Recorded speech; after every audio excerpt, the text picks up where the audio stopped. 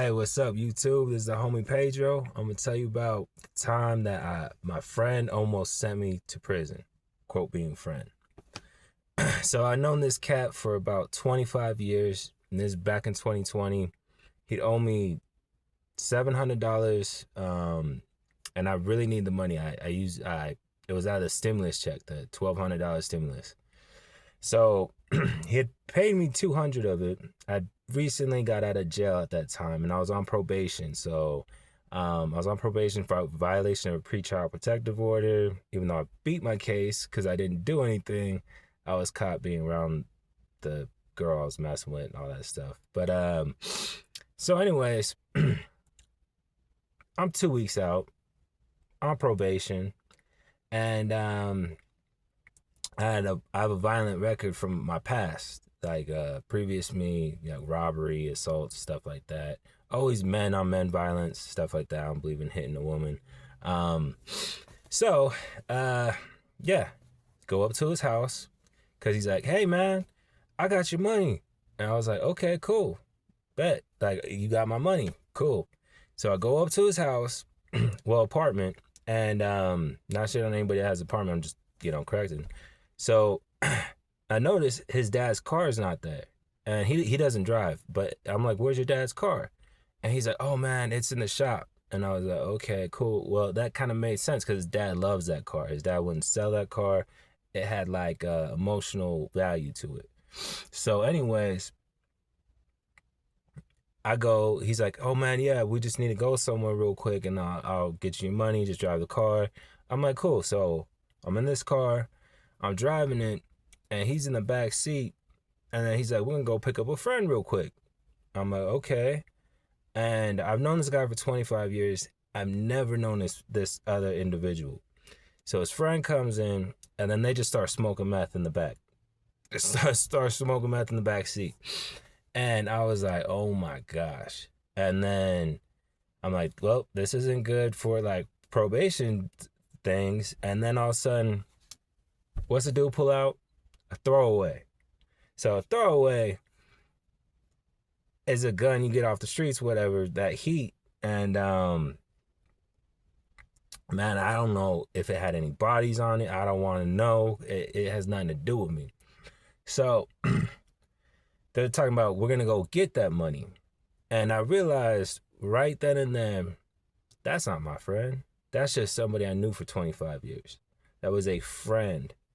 I had porous boundaries. I was so much of a people pleaser and trying to help people that a lot of times I ended up getting in jail because I was hanging around people. You know what I mean?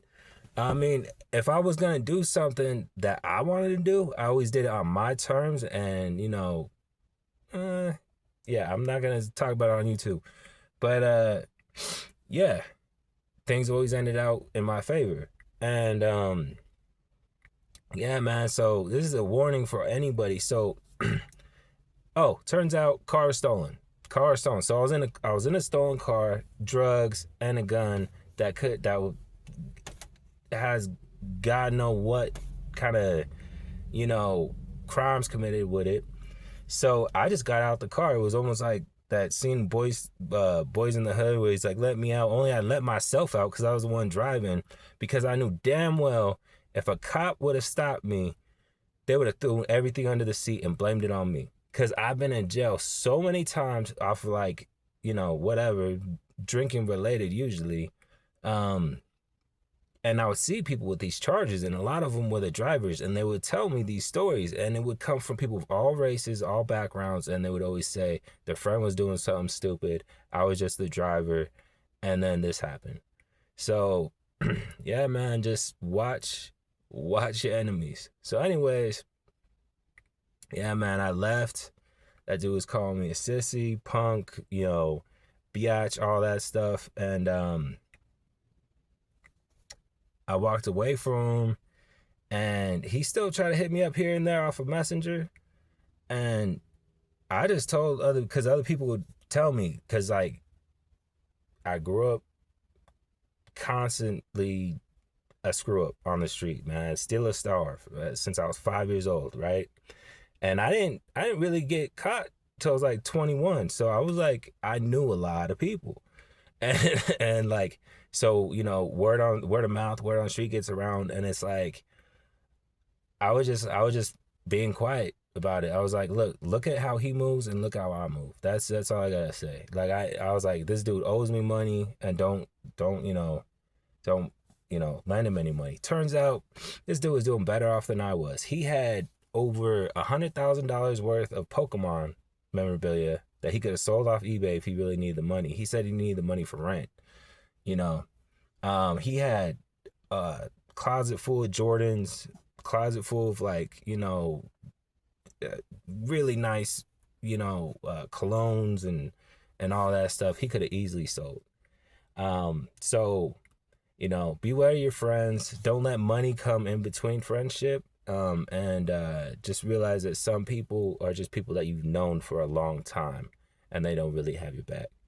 I mean, there's people I've known for a long time that I still mess with, and even if they're not doing well, I know that they're good people because of the years of hardship that we've either experienced together, like trauma bonding, stuff like that.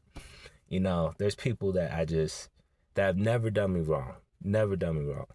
And when I realized that individual that almost sent me to prison, he's always done me wrong or always wanted me to do all the dirt, and then he would brag about it. And rather, like, I'm the one that's doing it, and I'm like looking over my shoulder all the time, wondering, is this when I go to prison? You know what I mean? Thank God I got laced up by OG when I was last time I was in jail. And he said, you know what, you're bright, but if you come back in here, I'm gonna kill you. That's what he told me. And this guy did not play games. Definitely a shot caller. Did 15 years in the state, 10 years in the feds. I mean, probably one of the craziest experiences was when I was a cellmate for 2 weeks. He said, shut up. There was 62 other people because there's 64 in the pod. Everyone went quiet. I've never seen that before.